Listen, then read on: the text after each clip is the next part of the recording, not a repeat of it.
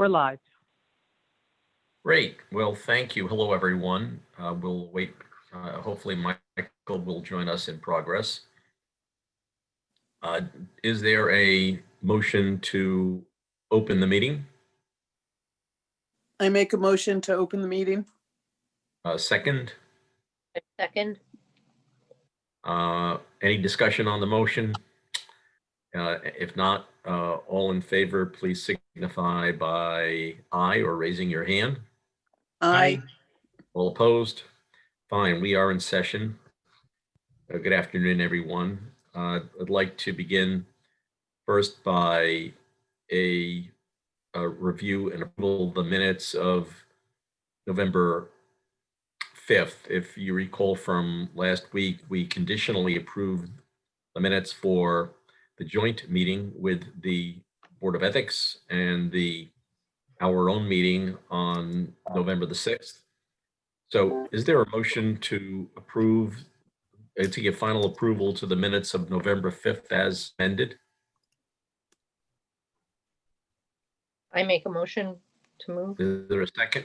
Is there a second? Second. Any discussion on the minutes as edited for November the 5th? If not, then all in favor of approving the minutes of November 5th signify by raising your hand or saying aye. Aye. Aye. Aye. Any opposed? Those minutes are approved. There are a motion to approve the minutes of the meeting as edited for the meeting on November the 6th.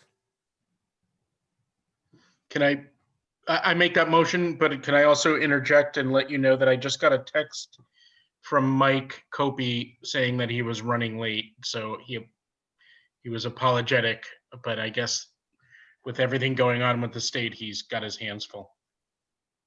Okay. Is there a second to that motion? Second. Any discussion on the minutes as edited, the minutes of November the 6th? If not, please, all in favor, say aye or raise your hand. Aye. Aye. Any opposed? Those minutes are approved. Now the minutes as edited of November the 13th, last week. Is there a motion to approve those minutes as edited?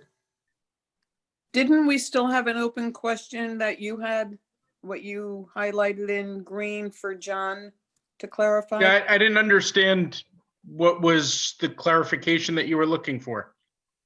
Okay. Let me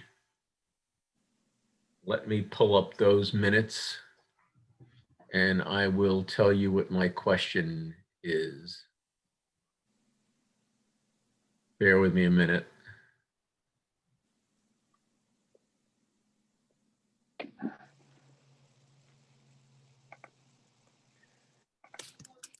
Do you want me to resend it to you? Why don't you read it to me, John, if you can? That way I don't have to disappear. Sure. You have it. Sure.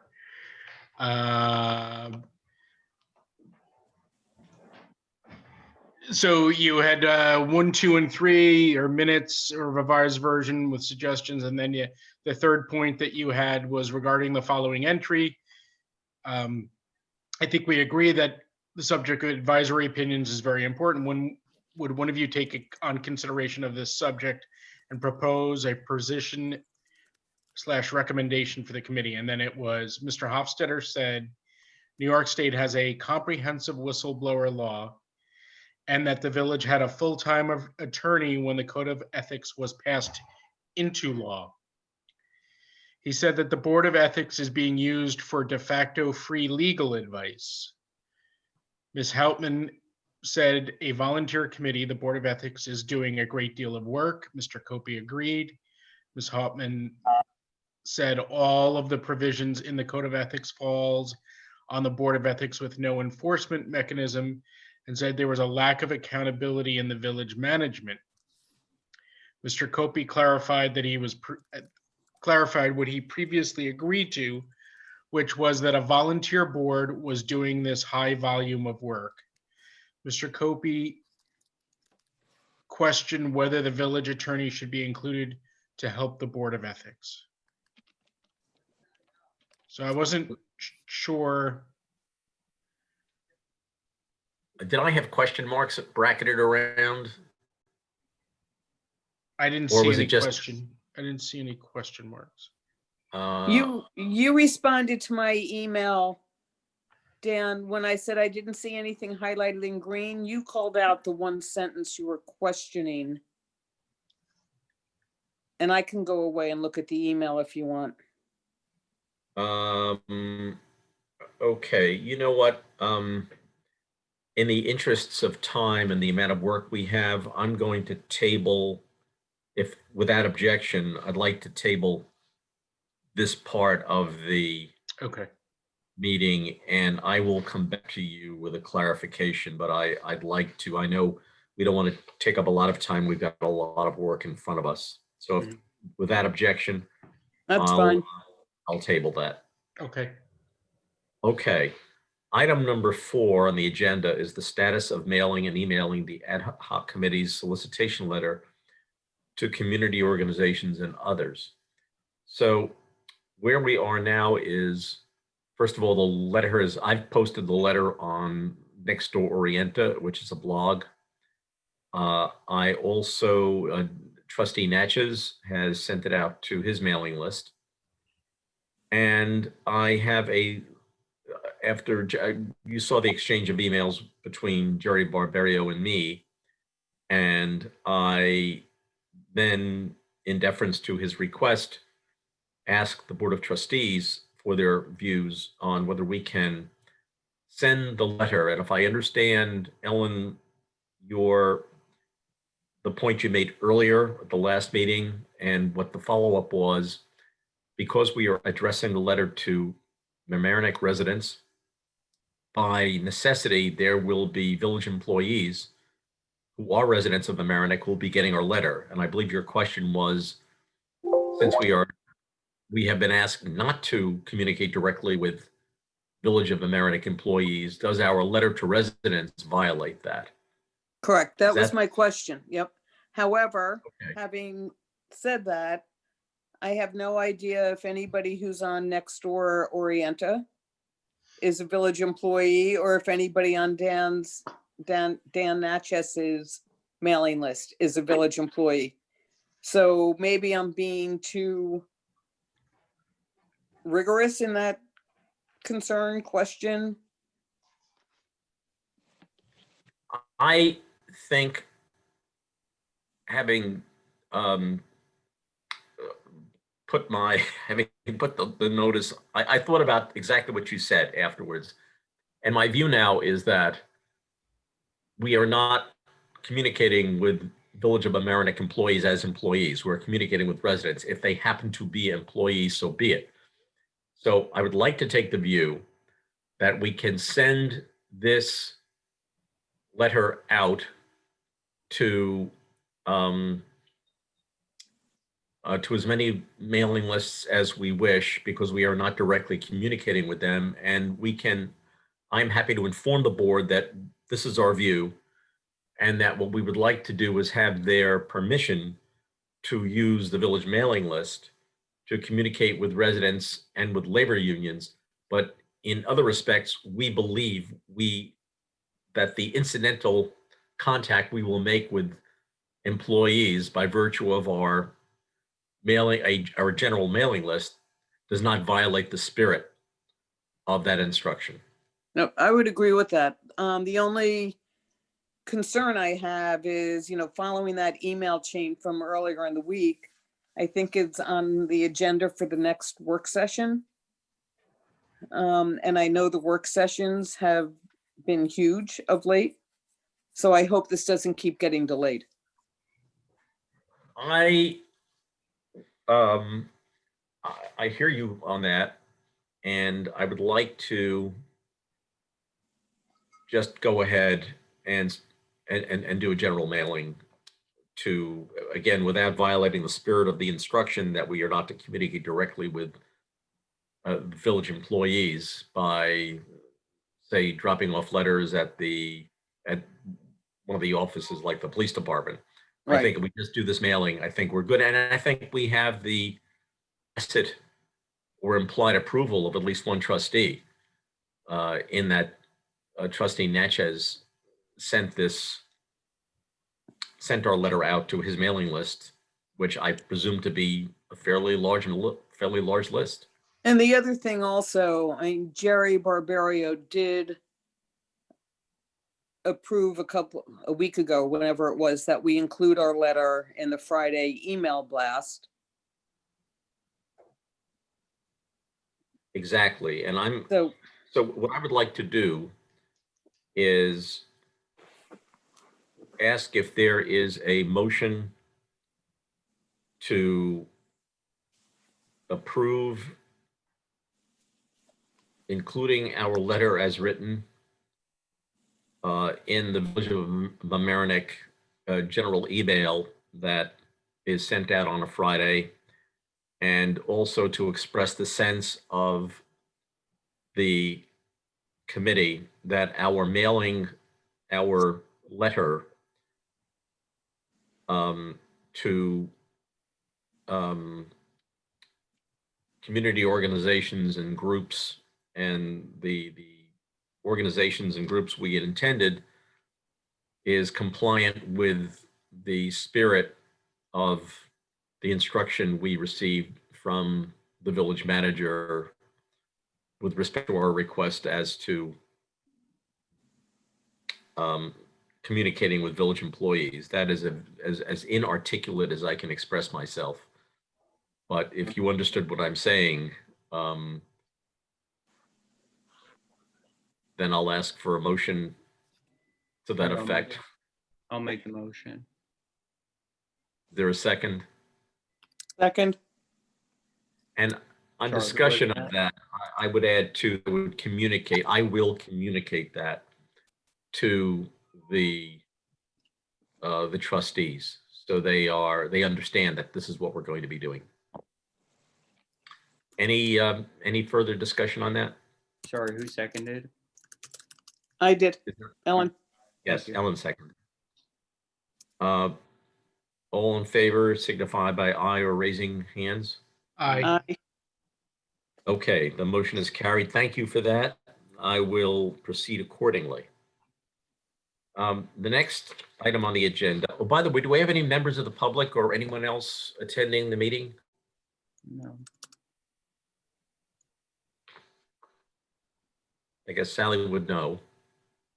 No, there's no one else. Okay, thank you. You're welcome. Um, Brian, so, excuse me, Brian, can Yes. you send me the minutes that were approved so Yes. I can present them at the next board meeting? Thank you. Yes, of course. Yeah, those minutes are going to be put in final form. I mean, there's the minutes that are, you want the minutes that are approved. You'll get, that's November 5th and 6th. You'll get those. Yeah. Right after this. And I meeting. think what I need to do, Brian, is send you a final. Oh, I could do that Okay. Yeah. Great. Thank you for right that. after this meeting. Yeah, it's essentially accepting all changes. Okay. I think we've actually covered 4 and 5. So we move on to the RACI matrix, and Ellen, you have the floor. Well, since I sent that out, so Jocelyn started in the beginning of, actually before the meeting kicked off, saying she liked it. Brian responded, you've now responded, and Michael's responded. So John, you're the only, No, I'm sorry. I read through it and I understand it completely and I think it makes sense. I'm sorry. don't apologize. So then what I'll do is, and I'll go through your working code, Dan. So I have all your additions in there. Great. And wherever there are sections for action items, I'll continue blowing this out. So at some point, we'll need to review, my guess is the who in each of the columns to make sure I've got it right. And then obviously we need to get all stakeholders involved. So Okay. can I ask a clarifying question about that? Sure. Is that the kind of thing where you would do a comparison against maybe the model law as well? Well, in my mind, John, the RACI matrix, starting it at this point is almost a working document. So it would need to be vetted against our final proposal on the changes to the code, which would include what you sent this morning, our comparisons to the other municipalities, et cetera, et cetera. Okay, So I just wanted I to be would- clear. Yeah, I mean, I think I think taking the model code and building off the model code may be better, may be helpful for us. That's all. Yeah, I'll be looking at a variety of things. But again, it needs to sync up with what our final version is from a recommendation perspective. And this becomes a supplemental document.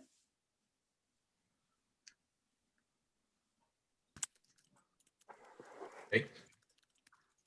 Anything more on that, Ellen? Thank you for doing that.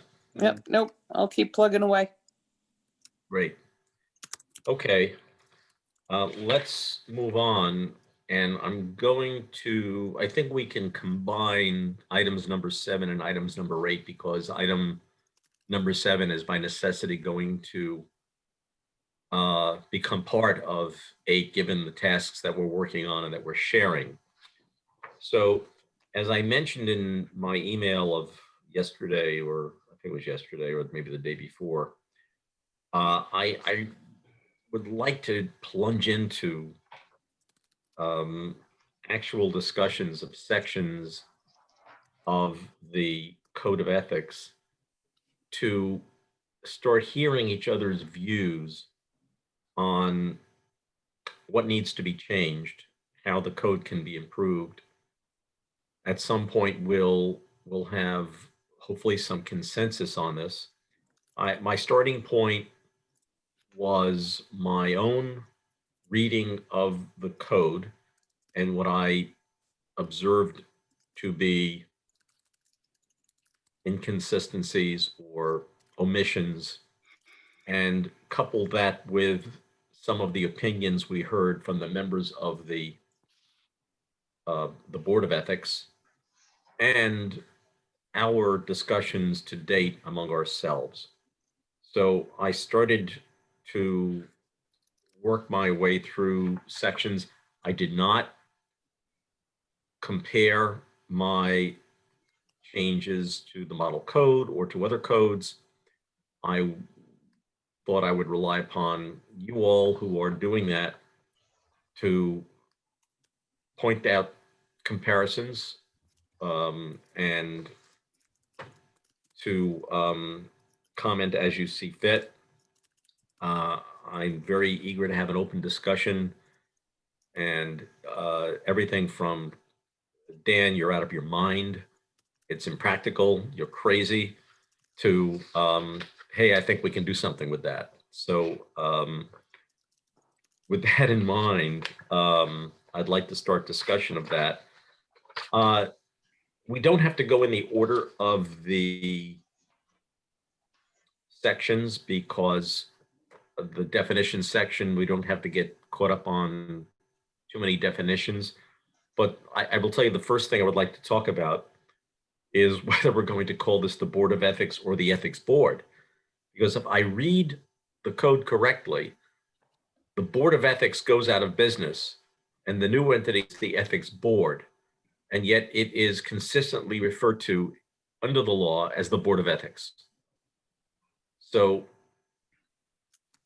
my own view is that I think we commonly know it, and the members commonly refer to it as the Board of Ethics. And I think it's fair to say that I think it ought to remain the Board of Ethics, and it's confusing to a reader, and especially to a lawyer, to see it referred in two different ways. I agree. Mhm. Me too. All right, so I think I don't think it really matters what it's called as long as it's consistent, and if it's, I agree. okay. So I'm going to proceed on the basis that as we change this code, it's going to become the Board of Ethics. We will, in the course of our discussions, as we are all taking notes and Ryan is taking a minute, we will come to, we'll vote at the end. We don't have to vote on individual provisions now because as I've been going through it, I've been making changes of my own editing. I even added a section this morning relating to itemize the contents of what the annual report should look like. So why don't we start by, I tried to put some teeth into the sections regarding, well, why don't we try something that perhaps we might be able to get some early agreement on. 2116, which is advisory opinions. Based on our last discussion, I think we were agreed. By the way, hello, Michael. Welcome to the meeting. Oh, Hi, guys. I did not want to interrupt. I apologize. Glad to have you. On the subject of advisory opinions, I think we talked last week about the fact that there is a certain peril when someone calls a member of the Board of Ethics and says, I'm thinking of, I need an answer from you on X, Y, or Z.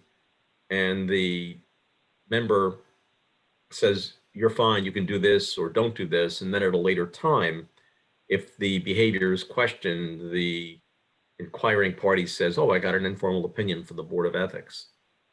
And I think it made a couple of us, maybe all of us, somewhat nervous about that there should be some record. And so what I attempted to do under 2016 was describe what an advisory opinion was and what an informal advisory opinion was, and to make clear that an informal advisory opinion was not binding upon the board, and that if the inquirer wished to have something that he or she would later rely upon, they would have to apply for a formal advisory opinion, which they could hold the village to. Dan, can I just ask what's an informal advisory opinion, like an example, just because in a perfect world, wouldn't all be formal? An informal advisory opinion is the owner of a retail store in Mamaroneck who has a very good regular customer who buys items from the store, and then the customer appears before one of the land use or board of trustees for an issue, and the retail store owner view is that this is just somebody comes into my store and spends a couple $100 a year. I shouldn't have to recuse myself from deliberation on this land use item. And so Board of Ethics, is it okay? Do I need to recuse myself or not? And the Board of Ethics member says, no, if all this person is doing is coming in and spending $300 a year, you can vote on their issue. And then at a later time, somebody says, oh, you should have recused yourself. And he says, oh, I went to the board. They said it was okay. I would But say that's a to- formal Yeah, opinion. I would say that's a formal opinion. I mean, that's a cut and dried. This is where I think we get into a problem. Is where Yeah. Oh, go ahead. Sorry, John. I personally think the ethics board or the Board of Ethics is supposed to be adhering to the open meetings law. So the fact that they have been issuing informal advisory opinions to people without documenting what opinions they've been giving is a violation of the open meetings law. They're supposed to, as it stands even right now, be logging all of that and keeping track of all of that. And they're not. And you know, I wouldn't say informal. I would call them advisory opinions because I don't think there is any opinion that the ethics board should be giving that is informal. I mean, singularly, or so, in other words, are you taking the position, John, that there should be no binding informal opinions? Because I think I heard Mark say, oh, we respond to questions all the time. But my issue with Mark saying that is they shouldn't be doing that. They should not be doing that. They should be documenting those questions. If somebody is concerned enough that they have brought an issue to them, they should be documenting that issue and documenting the advisory opinion that they give that person. I agree. I think that the term informal is inappropriate. I think that if an individual goes to the ethics board and seeks advice, not only should it be documented, but it should protect him or her, and it should be there. I can't imagine that somebody would go and then they would get in trouble later for something that they went to the ethics board with. I agree. They're concerned enough where something in the code triggered the question. And if they're going to get an opinion, I think that needs to be documented.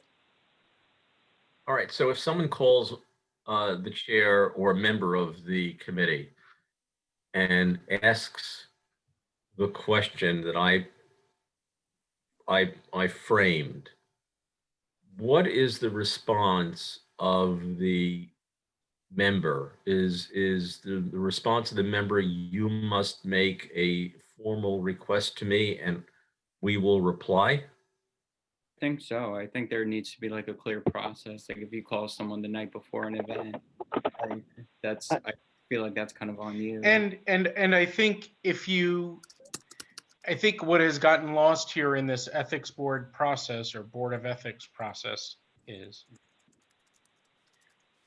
hypothetically, you had the scenario that you're talking about, and Bob, who is a customer of your store and spends $500 a year or more in your store, is now going to appear before you because you're on the zoning board. If there was a previous decision, the idea being that these advisory opinions would be indexed and searchable and, would be able to be a resource for people, the ethics board wouldn't even have to meet in order to have, to share information. They could just say, go to this decision or go to this advisory opinion. We've already ruled on that. We've already outlined that. I think a lot of these issues would be, I think the fact that there's no record of any of this stuff is just mind blowing. And a lot of that, going back to our earlier discussion, gets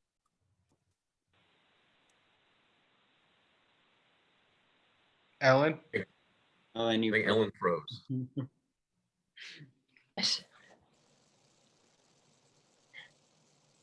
You're back. Can I offer one thing? Oh, I was just going to say, it goes to, we need processes across the board.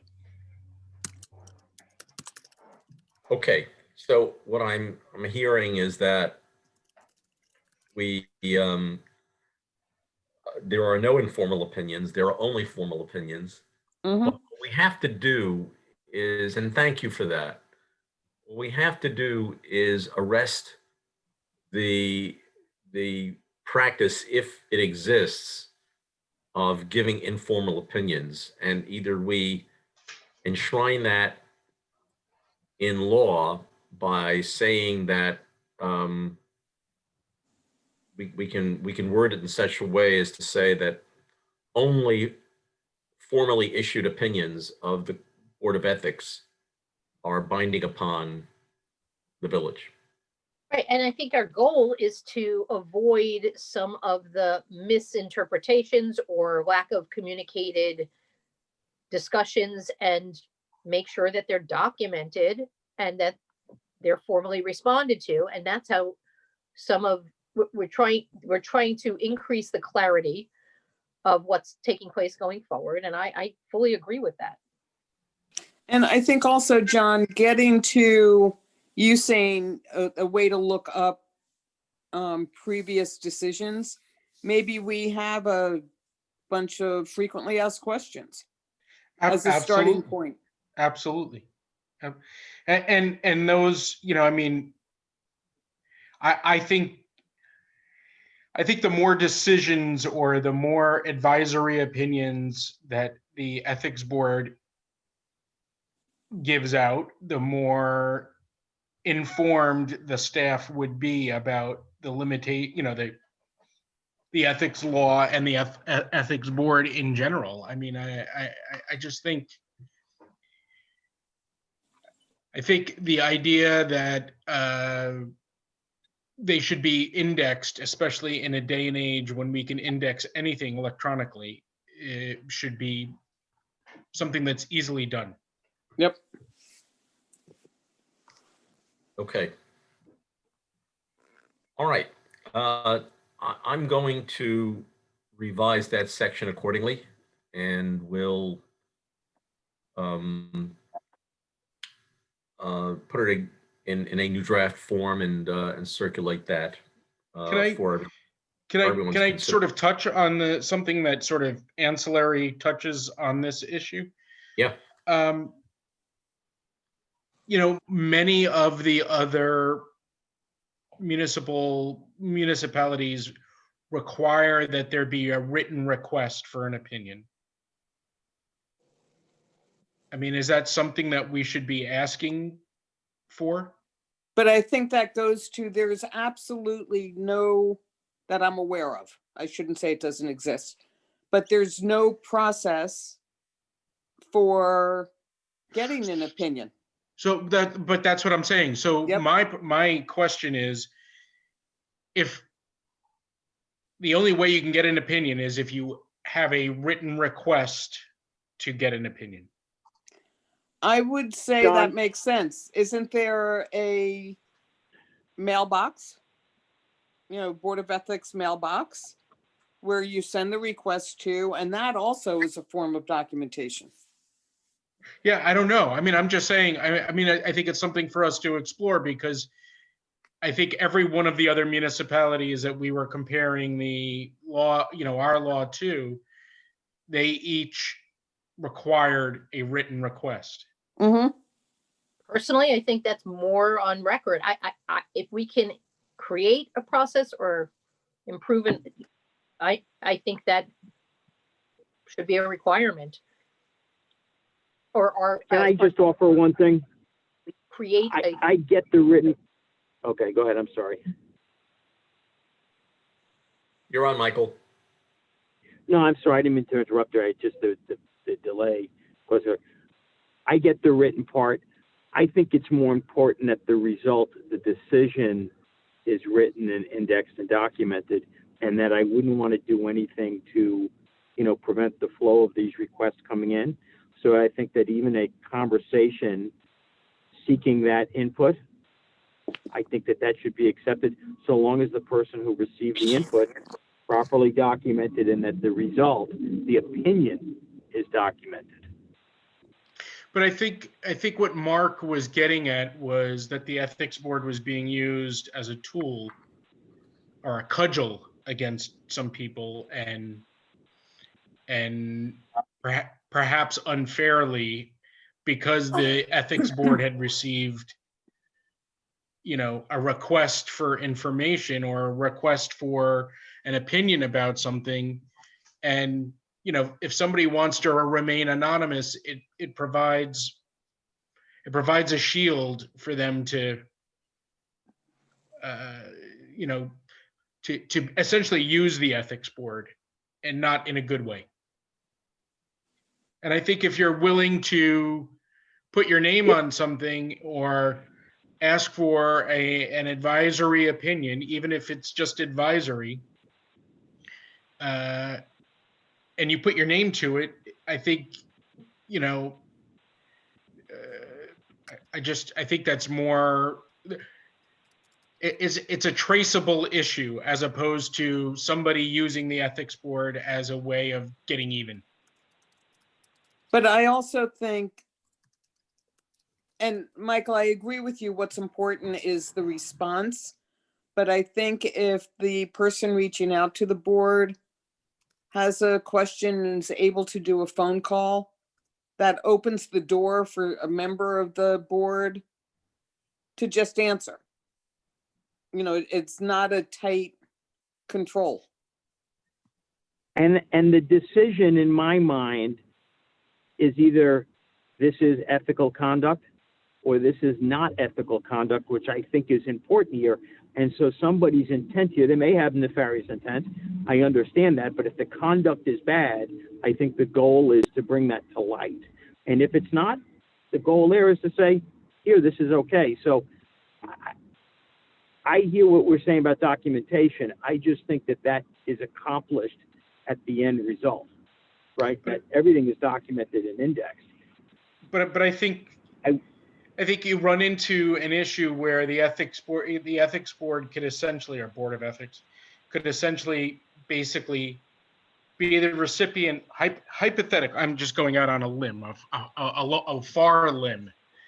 I grant you, but the board of ethics receives 100 requests for them to give opinions on something, on various issues, but they only decide to look at 10.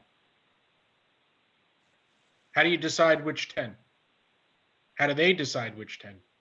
Then there's no record of any of the other requests that have come in. You know, I mean, it's just the opportunity for something, you know, for somebody to be unfairly, to get incomplete information or to not get enough information is there if you don't have a record of a request for an opinion, a log for that, a log for the decision, and you know, a redacted decision, opinion, showing the facts of whatever the issue was. To me, that's reasonable. What's reasonable? I think it's reasonable for us, for the Board of Ethics to receive a written request from somebody. And I don't think there's anything wrong with us requiring a written request, because it provides a log for the whole process. It initiates the process. It starts it allows for the ethics board to create a log for every advisory request they've had. Hypothetically, they receive 100, 75 of them are, once they've gotten this process down, 75 of them are decisions that they've made in the past, so they can refer them to previous opinions.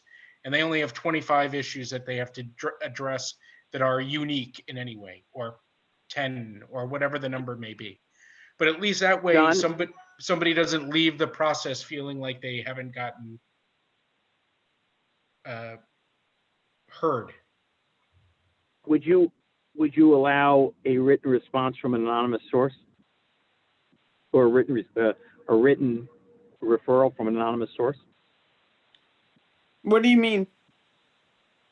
Somebody sends a letter in that this behavior is unethical, and we would like somebody to look at it. We have a village employee who is receiving favors, gratuities from a contractor he's doing business with. Yeah, but Michael, that's a request for an investigation as opposed to a request for an advisory. Something along that line. If somebody sends it in and says, because John is saying, well, if somebody could use this against their people they don't like, right? All right, That's but the wouldn't point here is that might be used like that. And what I'm saying is, if somebody does the same thing as send it anonymous in a letter format, the board should look at this and issue an opinion. Don't the whistleblower laws protect people for that? I think an anonymous opinion, anonymous complaints are fine. Lots of big investigations are started as a result of an anonymous opinions. I think, or requests. I think what we're focused on now is whether, I think if one writes to the committee, to the Board of Ethics, and asks for an opinion, I think that the identity of that person has to be disclosed to the board. I totally But there agree. is a provision that assures confidentiality with respect to if the inquirer wishes it, so that if a retailer who owns a property wants to expand next door, and well, I'm trying to come up with an example, and I think where I'm getting to is I think the code already provides that publicly available copies of opinions shall contain such deletions as may be necessary to prevent the disclosure of the identity of the involved officers, board members, and employees, so to speak. So in this section that we're talking about, I totally agree. If someone's seeking an opinion, I don't see an anonymous request to seek an opinion if they want something back, right? So how do you give something back to someone you don't know who sent it to you? That's sort of, or it could come in from an email address that's not clear who it's from. That's fine, and then you would respond to that email address that's not signed by an individual's name, but at least it would be documented. Complaints about bad or inappropriate behavior, that's not an advisory opinion. So I think we just need to separate them, as you were saying, Dan. Yeah, And that would be a criminal, it would be a criminal issue. It would be, yeah. My Would not concern be- about an anonymous Do- advisory opinion do- is, Do people ever seek opinion on somebody else's behavior? Hmm. that's my concern, Michael. If someone is doing what the current board complained of, you send in an anonymous letter asking for a hypothetical opinion, putting forward a hypothetical situation, and then you turn around and say, I gotcha. Here's the Board of Ethics at a later time saying you couldn't do what you said you couldn't do what you did. That person, I think the identity of an inquirer on an advisory opinion has to be disclosed. I am comfortable with that, but I think we were asking for what if it's not, and it's a clear response to that individual. I just can't, I just can't think of the hypothetical where an advisory opinion that's all But- agreed upon, documented, is going to come back to haunt someone. I would say we want it to say we gave an advisory opinion on this and we're comfortable. It would almost be a good thing to have. I can't think of an alternative, but maybe. but I mean, I would imagine that if somebody's created an anonymous email address and sent an email to the Board of Ethics regarding a business owner who was on the zoning board, who was doing contracting work for the village, and it included detailed specifics, that should be referred to a criminal investigation. That should not be a Board of Ethics. And I would say it's not an advisory opinion request then, right? Do we agree on that? Look, I could get comfortable with advisory opinion requests you have to identify. I could go easily with that suggestion. I'm just saying if it's an advisory opinion, which is, can someone vote on my matter if they've shopped in my store? And I would say we need more information to that person. Like, what do you mean shopped in your store? Like, so I can see either way, but I don't know how important it is, but we should just make it clear what's acceptable or not, whether. But see, that's a village attorney question. That's not a ethics board question. You know, if I'm on the zoning board and this person has come into my store and they spend a good amount of money, you know, they spend $500 a year in my store, and they're coming before me on the zoning board. That's a question that you got to go to the village attorney for and ask the village attorney, you know, Well- do you, or the planning board or the zoning board attorney. That's what should happen, but I think the concern is that members have given answers that are maybe inconsistent with other members, and therefore that to me would be part of the process to respond to the opinion. But I maybe we're just spending too much time on this, but just I like the putting it all in formal writing in some way, shape, or form for tracking. And if it's not appropriate for an advisory opinion, we could just say, this isn't an advisory opinion request. It needs to be handled this way. The other reason why it makes sense to have it all in writing is if you're making a phone call, you're calling one of 5 board members. If it's all in writing, it's going to the central board mailbox. Everyone sees the request and would see a response from a given member. So if there's any objection, you're able to chime in. A one-on-one phone call, you're not able to do that. Okay, I think I've got the sense of our view, and I will attempt to embody that. I think we do have to still recognize that there is, and I trust this is the case in other codes, maybe not, that there has to be some protection for the inquirer who discloses his or her identity, but who otherwise wishes to remain anonymous to the public, because there are circumstances where we should be protecting that person who may be disclosing a prospective business transaction. So I'll change that accordingly. Thank you for that. When you started this Yeah. whole review discussion, you mentioned that you didn't really want to focus on definitions yet. But one of the things that seemed contradictory to me throughout the whole code was who does this apply to? Some cases it called out volunteer committees, some cases it didn't. The upfront definition was kind of vague around committees and consultants. But later on, a consultant would be mentioned. Like, I'm pretty sure now, and I may be off on this, we're utilizing a consultant for our engineer, since we no longer have an engineer, village engineer. If that's a regular consultant, I think that person should be subject to the code of ethics. But if it's a contract employee who you're bringing in for a week, you know, to help a backlog of something, then maybe not. You know, I just think we need to focus on the who throughout the whole document, or state up front who the who is, and that applies to everything.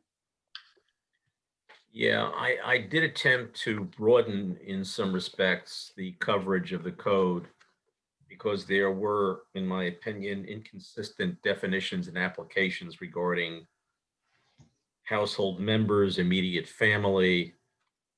And so I tried to broaden that by putting in specific relative siblings, by putting in specific definitions. And I think it's a very good point. If there is someone who is, by virtue of the amount of time they are spending, for all of the purposes, for all of the definitions, an employee, then that full-time consultant who acts as an engineer has to be drawn in under the code of ethics. Yeah, we have a lot of land use consultants that this should apply to. And we should specifically spell out, my opinion is we should specifically spell out the positions throughout the village that this applies to. You know, the employees and staff I think is pretty well covered. I mean, more so the committees and boards, because to me, there are certain committees that it just doesn't seem to make as much sense to, not that, the level of disclosure should be different for certain people than for certain others. The rec committee doesn't have the same authority as the planning board or the zoning board or the HCZM.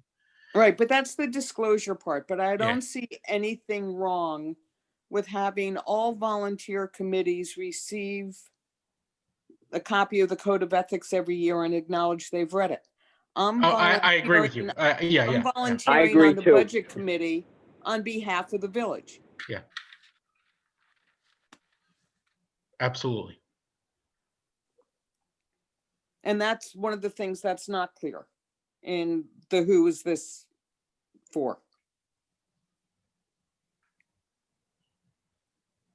Okay. All right. We're approaching the hour mark. I'm not going to hold us too longer than the hour, but I do so only in anticipation that I'm hoping we get lots of replies that we'll have to address and fold those replies into our discussion of various sections. But this is detailed work, so we may have to. We're not meeting next week, but we may have to convene perhaps 2 meetings the following week, or start to meet on a bi-weekly basis in order to get through everything we have, if we're going to stick to a December 31 deadline. And I think a December 31 deadline is, I'm less and less optimistic that that's reasonable to ask us of. I have a So, question though. So of Yeah. course I'm on a process question again. I apologize, but so 2 versions or 2 mailing lists have gotten our letter and we're going to be including it today. We have our mailbox in there. How do we receive any emails? I think, Sally, you send that to us, don't you? You're going to let us know when we get mail? I'll double check with Cliff, but I believe that any emails that are coming into the Board of Ethics distribution email list are being forwarded. Okay, so it would your happen automatically, address. Sally? I think so, but I'll double check with Cliff. And I need to say 2 other things, please. I need 72 hours notice of any meeting that you're going to have. If you could give that to me, that's under the law. If you have an emergency that you need to meet, that's different, but other than that, 72 hours. And I have another Zoom at 1, so you can keep going, but I'm not going to be listening to you in the next couple of minutes. And then just leave when you're done. If you need anything else from me, if you could just email me, that would be great. Thank you, Okay, Sally. Thank you, Sally. Thanks. Quick question for you though. So I'm clear in my mind, the email box that we now have for our replies, is that something that we can check or you check? I'll have to check with Cliff. I don't know where they're getting forwarded. I believe they're getting forwarded to the 5 of you. I can ask if they also get forwarded to me. If you would like for me to keep a record of what you're getting. At the risk of burdening you even further, I'd love to have you get whatever we get. But it would be wonderful if there could be an automatic forwarding to us, so that we don't have to bug you to find out what's in the mailbox. Absolutely. Sally, can you ask Don? Cliff? Can you just ask Cliff when they get forwarded to us? They're not deleted out of that email address, that email box, are they? Nothing is ever deleted from our email. Boy, oh. So really, you don't need. I mean, it should. Anything that goes into that email box should stay there in forever. So, we should. Keeping track shouldn't be that hard. Right, so I don't think there's a benefit, Sally, of you keeping track of our emails if that mailbox is keeping track of the emails, As long as nobody's deleting them. correct? They can't be deleted. They can't ever be deleted.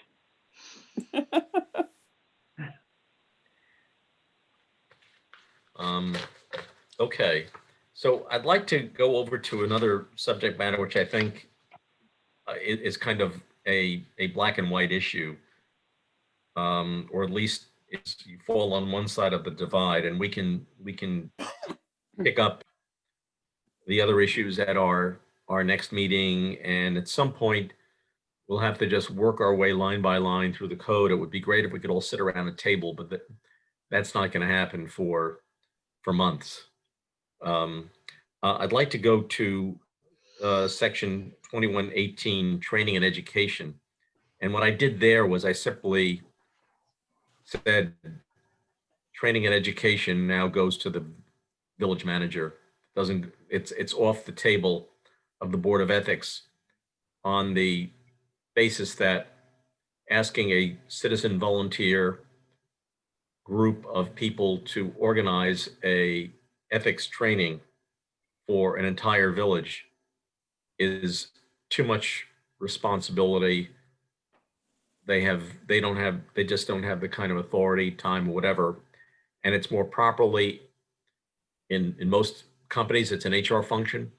It should be an HR function. The Board of Ethics can make contributions. They can recommend training programs. They can recommend content. But if you were giving training to employees, it should be ultimately the chief operating officer. I agree completely.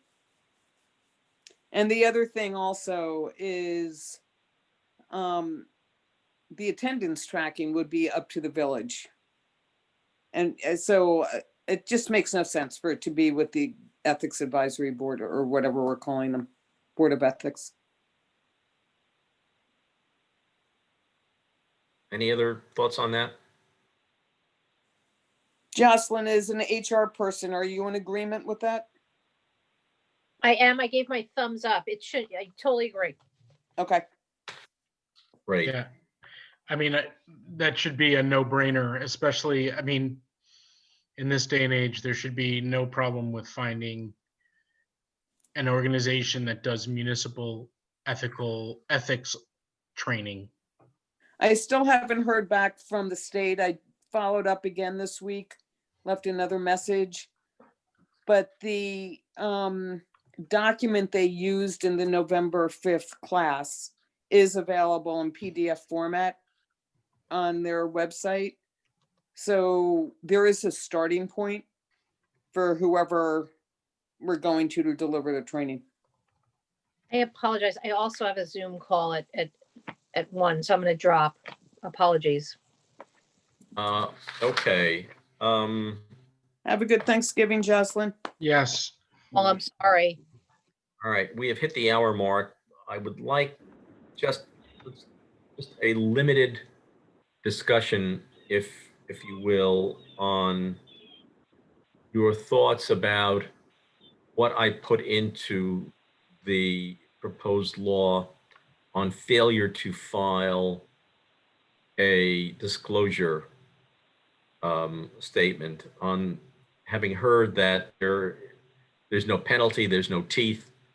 What I wrote is that if you don't file within 30 days, you get fined $500.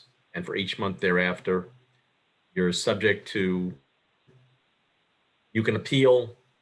If you file an insufficient notice, you can appeal, but you get fined. And if you don't file, at some point, it's a vacator of office, you're out. Without getting into too much in the weeds on that, what are your thoughts on that? I agree, but I'd like to see up front I don't want to say removal from office, because the goal here is to make sure there is no conflict. And so the money as a penalty is secondary in my mind. I think that the first measure should be you're suspended from that position. Yep. Right? And that will gain compliance. I don't care about getting a fine. I mean, I don't want the conflict there. But So let me ask you a question on that suspension, Michael. Are you thinking suspended without pay? whatever it is. I don't want them in a position where they can engage in conduct which would be unethical or inconsistent with what we want. So the fact that we find somebody $500 or whatever the monetary amount is really secondary. We want them to file this, and if they don't, we need to remove them from any role that would put them, in potential conflict. Okay, I completely agree, but my concern is, and I think this goes back to something we discussed last meeting, and I think that you brought up, Mike, was putting the employees in a position where, this law says one thing and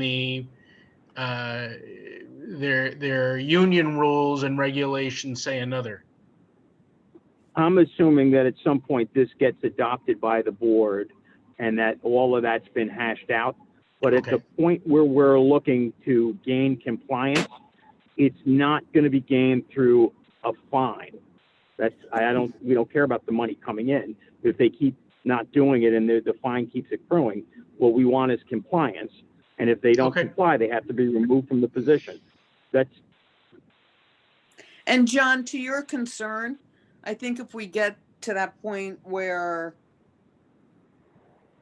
the board wants to implement our recommendations, it's up to Jerry and our attorney to work through the unions with this and just explain why.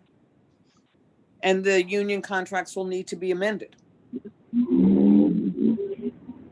And I'm sure that's not I agree with this. I'm in very much in support of this, but I think that will be, I think the employee aspect of that is going to be a challenge in the sense of getting the village passing that part. It's not our problem.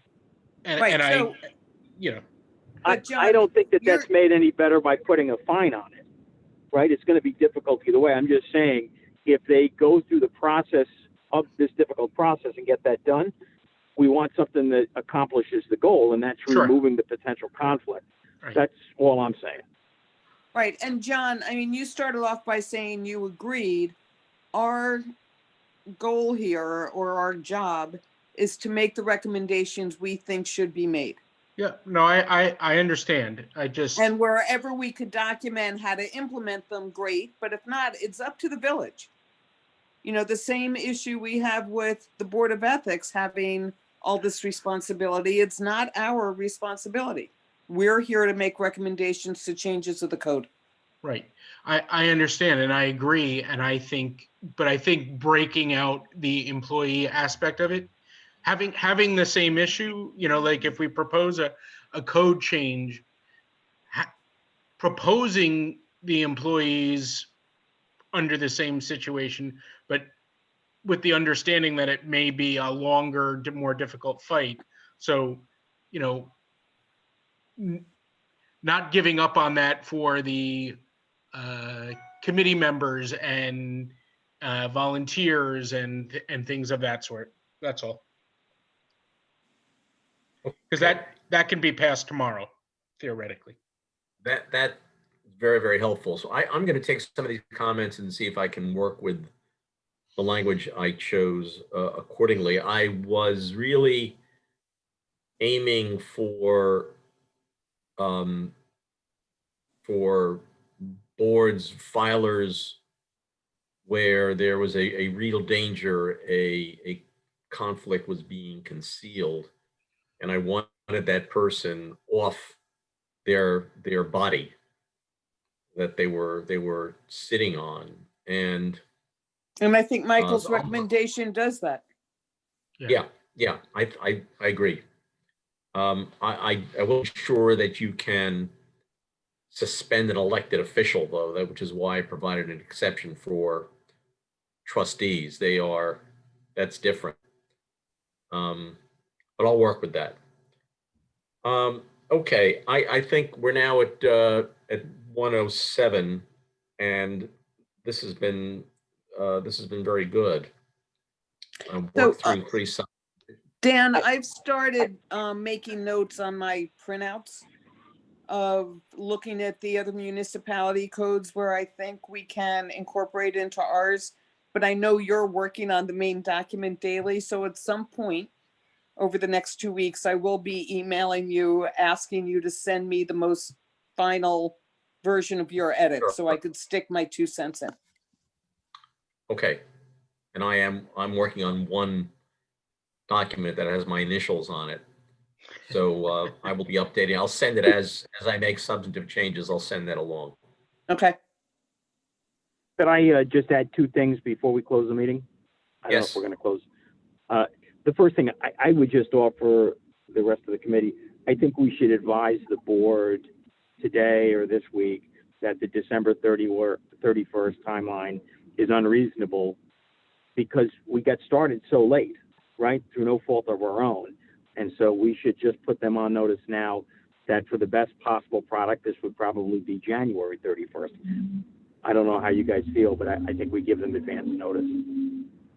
I think that makes sense. It's the I think- holidays coming up. I think that's fine. I don't think we need to put a close date on it as January 31st. Let's let them put that on there. Okay, I'm good with that. The more we talk about December 31st, that's not happening. Not with anything that they're going to want. Right, and Brian, to add to in the- that, Michael, one of the things we discussed before you joined the call was I am going to proceed with the RACI matrix for all other sections. So that. adding any sort of process documents to this whole thing is just adding to our timeline. Or it means you guys continue with the code and I'll continue with the process, but it's putting more work on our plate. And even though I'm the one, our first meeting mentioned scope creep, but Brian, are you okay with asking for an extension?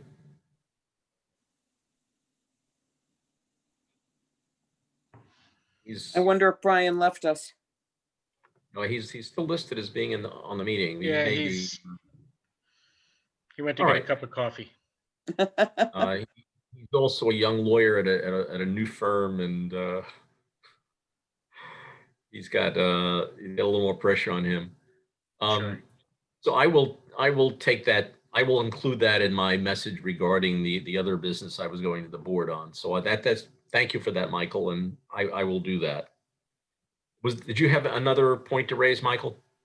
I did, guys, and I know it's late. I just want to go back to the topic of, the anonymous, I don't want to say complaint advisory. I may not know enough about the process here, but is there a complaint mechanism that is separate from the request for an advisory opinion?